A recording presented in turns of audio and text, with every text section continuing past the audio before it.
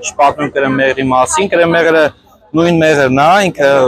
բյուրեղացած մեղրը, մեկ էլ նոր մեղրը խառնում ենք իրար, հետո հարում ենք մի շաբաթվա ընթացքում, այդ գործողությունը մի շաբաթ կամ 10 օր տևում է։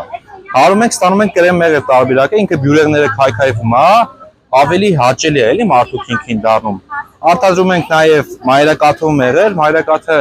շատ հզոր միջոց է, իմունային համակարգը բարձրացնող, մի խոսքով էս հիվանդությունների դեմ պայքարող միջոց է, որպես իրան դեղամիջոց, սենց ասեմ, հա, դեղամիջոց որպես օգտագործենք, օրինակ շաբաթվա մեջ 2-3 անգամ լեզվի տակ դնելով տենց են օգտագործում մայրակաթով մեղրը,